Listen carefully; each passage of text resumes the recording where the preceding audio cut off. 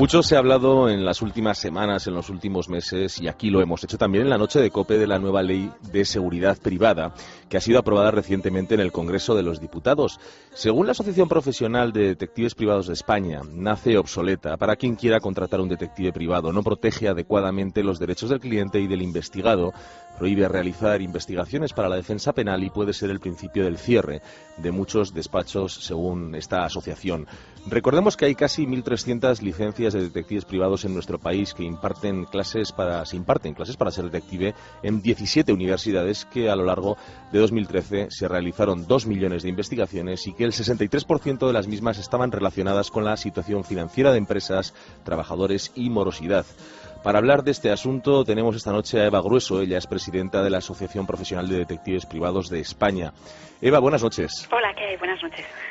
Quizás alguno esté pensando ahora mismo, hombre, detectives, esto suena muy novelesco, muy de película, pero la verdad es que si conoces un poco el asunto, el hecho de contratar o el hecho de contratar los servicios, ¿no?, de los detectives, tanto en España como en el mundo occidental, es mucho más frecuente de lo que uno pueda pensar, ¿no? Sí, la verdad que sí, además que lo que pasa es que, bueno, seguimos siendo los grandes desconocidos del sector. Sí. Y una vez que, sobre todo a nivel empresarial, uno empieza a contratar a un detective, luego se acostumbra y, bueno, le da resultados efectivos.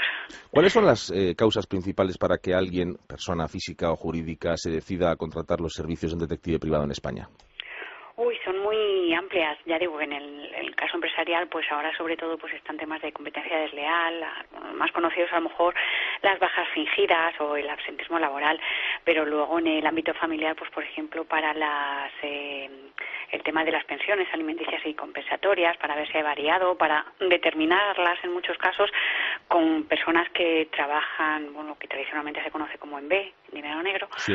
Y entonces pues no existen esos ingresos, oficialmente no existen, pero realmente sí que se realiza una actividad laboral. Entonces, bueno, pues para determinarlas también se contrata detectives privados. Ya digo que el ámbito es variado. Ya. Eva, no os ha gustado y tenéis por lo menos que hacer puntualizaciones respecto a las partes de la nueva ley de seguridad privada con las que no estáis de acuerdo, ¿no?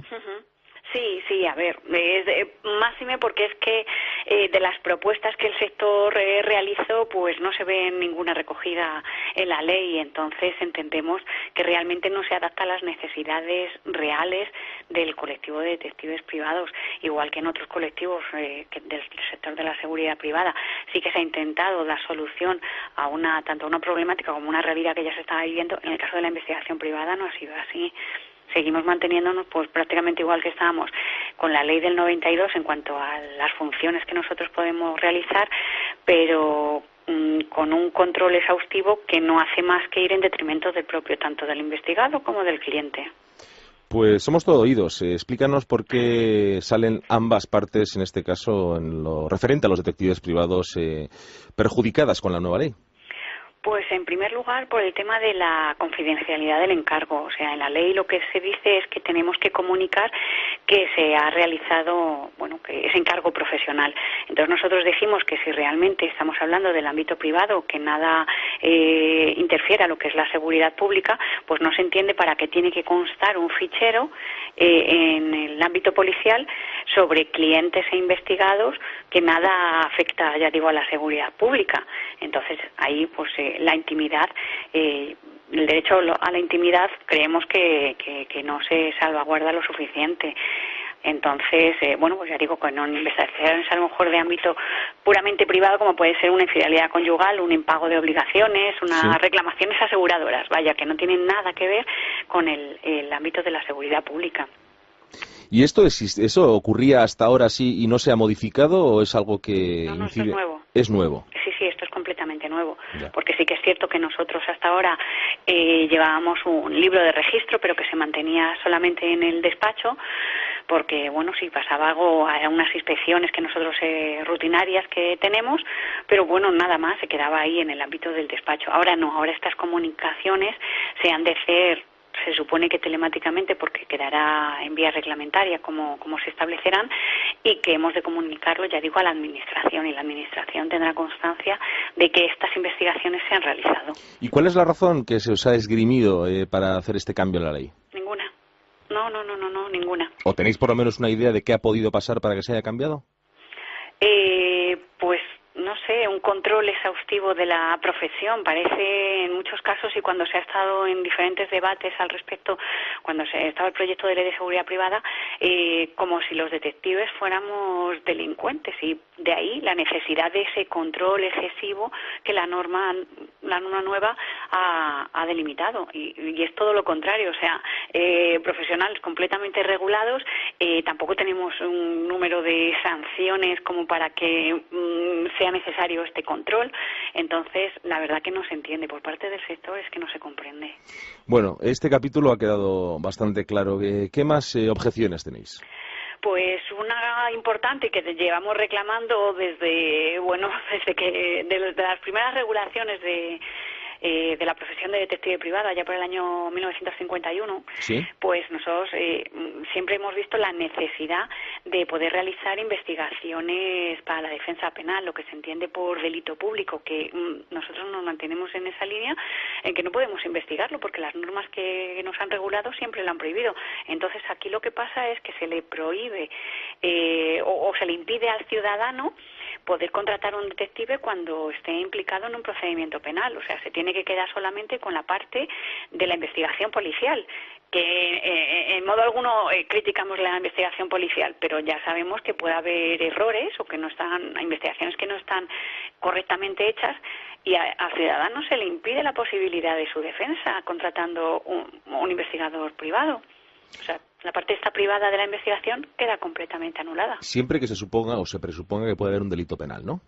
No, si uno ya de por sí ya está imputado en un delito penal, bueno, pues entonces no puede investigar, no puede contratar a un detective para que investigue. De acuerdo. ¿Alguna objeción más, algún pero más que poner a la nueva ley?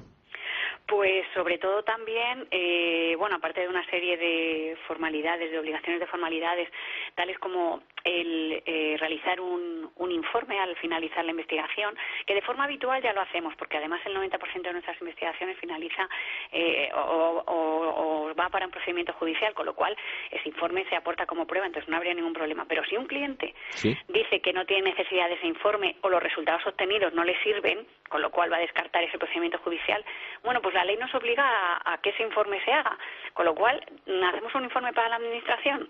No, parece que no tiene mucho sentido. Para mi cliente sí, siempre. Sí. Pero si mi cliente me está diciendo que no lo quiere, ¿por qué tengo que hacer un informe? ¿Por qué una ley me tiene que exigir un informe? ¿No soy un profesional liberal?